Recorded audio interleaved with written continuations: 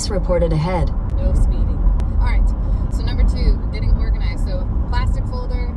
Also in that, create a note system like on your phone. So I use Google Keep. It doesn't really matter. Whatever you like to use, have it.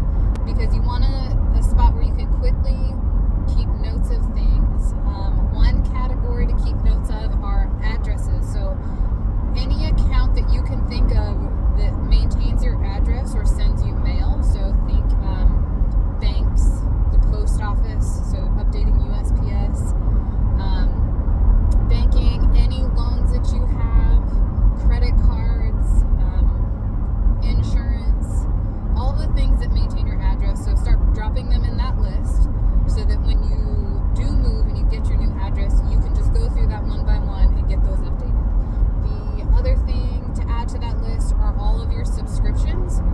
So Netflix, Amazon Prime, just all the things you subscribe to and pay for. You may not need to update all of these, but it's important to have this list because when you do move and your address changes, sometimes things get messed up in the system, like your payment method, zip code changes. There's lots of things. So having that list handy is going to be really useful. So just start the list and add to it as you think of things. You know, you go to Costco and you're like, oh shit, I'm going to need to transfer that or whatever. So yeah, 1, chill. 2, get organized. Number 3 is going to be attending a PCS brief. So the soldier has to go. They have to go attend one, but you should absolutely go yourself so that you can hear it and answer or ask your own questions so that you can take on whatever parts of that you want to or are able to. For me, I usually try to do most of it because the Army keeps my soldier pretty busy, and the PCS happens regardless of how available they are. So go to the PCS brief because they're going to talk about what paperwork you're going to need, the order of events, so how to organize the movers if you're going to have the Army move you, turning on a government travel card. That's something the service member would have to do. So that's the 3rd thing. 4th thing would be inventory. So moving is a lot. I've moved 7 times in the last 14 years, and every time I learn something different. But the biggest things that come to mind for me are taking pictures of everything. So I like to do a video walkthrough of every room, and then that includes looking behind stuff. So like if you've got nicer furniture or things that you like care about, try to get pictures of all the sides, including the rear, so that if anything gets broken or scratched, you'll have a pre-move view of it. This is also a good thing to do just for insurance purposes, like not just because you're moving. You should just have this in general, like, once every 6 months, walk through your house so that if the house burned down or someone broke in and stole stuff, you would have evidence that you own those things. But anyway, so take inventory of all your stuff. For your electronics and high dollar items, get pictures of the actual serial numbers and barcodes on those, because when the PCS movers come, they're going to do a high dollar or high value item list, and they're going to need that information. So it's nice if you already have pictures ready so that when they go and they record them, you'll just have pictures of them to verify against their sheet to make sure that not only what they have is it correct, but did they get all the items that you deem as high value. So think of things like obviously electronics. We have some nicer mountain bikes, so any nice like sporting equipment, get all that stuff documented, and try to do that a little bit closer to your move. Like if you're 4 months away, I wouldn't necessarily get all your photos then, because then your photos are timestamped a little early because maybe you broke it or lost it after that. Let's see. Some people do a Diddy move where that's where you move some or all of your stuff yourself. I've never done that because that just seems really hard. Actually, no, I did it once, but it was like in town. We bought a house and had to move from our rental to that. That was hard. It was hard. I'm not a professional mover, but there are tactics to having one of those be successful. I know some people make money on their moves. Personally, that's a lot of time and stress, pressure on a relationship, that I'm not in the mood for. All those photos and stuff help you on the back end, so when the next set of movers are delivering your things to you, if anything is broken or missing, you have all the evidence that you need, so you're just going to get compensated for it. Maybe it's kind of a process, but it's just stuff, it's super duper duper valuable. Carry that shit with you. But what other things do I want to tell you? Okay. Finding a place to live. Okay, so you know where you're going, most likely. You got to decide where you're going to live and how. So are you going to live on base? So consider the job that the service member is going to have.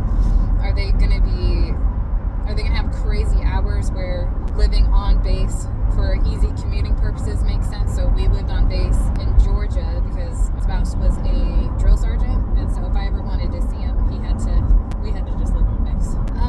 Or living on base is just free, so there's that. Other is, are you going to rent or buy? Renting can be a good choice. Do a lot of homework on good places to be and not to be. If you're going to buy, I could probably talk about that for an hour because that's what I do for a living. But be really thoughtful if you're going to buy, because while it is a good investment, it's easy to get yourself in a situation financially where you can get stuck because VA loans are 100% financing. So if you want to talk about that, just seek further advice. Circle back to me on that. Okay, so getting organized, get your list. Don't forget, when you're going through all your things with addresses, think about the services you need to cancel and the services you're going to need to start. So the utilities for wherever you're living now, if you pay water, electricity, all those things, think about when you're going to be canceling those, and then will you need to set those up again. So for example, internet, that's something you'll need to cancel and start anew wherever you're going.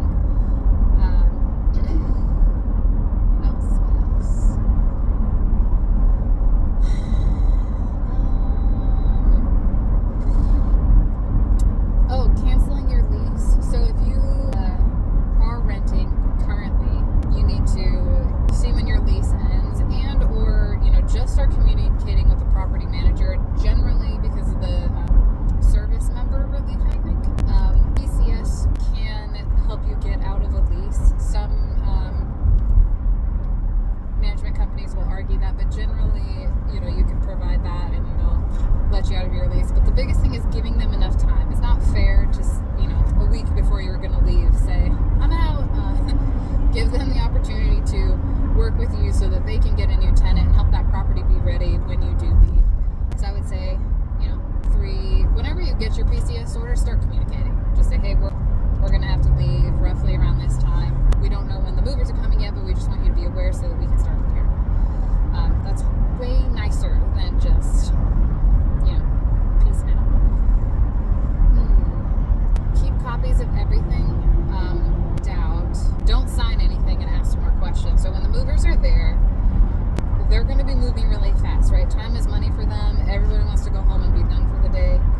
If something doesn't look right or you're not happy with the way that they're doing, you can ask them to stop. There's usually a person affiliated with the DOD their job is to make sure that everything went well. So if you need to call them and say, hey, we're having an issue with these movers. I had this when we moved here. The guys that were unpacking my stuff were opening everything with a box cutter, which is fine. However, they were opening it with the blade facing down towards our stuff, and so a handful of our pieces of furniture have these big cuts in them because they cut through the paper that wrapped it and then my stuff.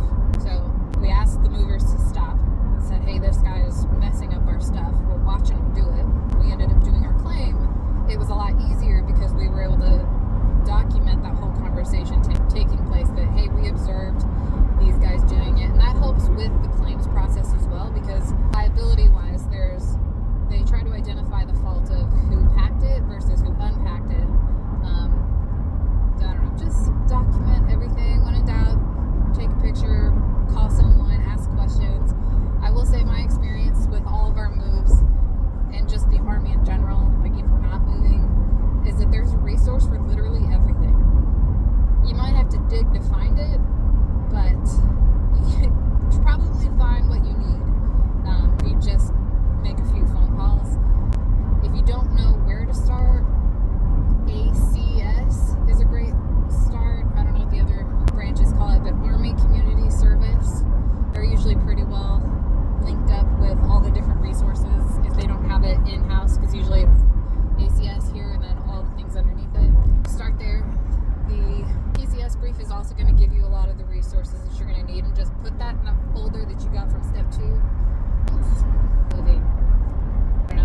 When in doubt, refer to step number 1. Chill out. It's going to be great. You can either be miserable during your move or you can enjoy it. It's stressful. It is. There's no doubt about it. But if you try to make it fun, it will be more fun. My favorite parts about PCSing are... In 2 miles, take exit 108 for Sleater-Kinney Road toward College Street. My favorite parts about PCSing are identifying like where we're going to live and everything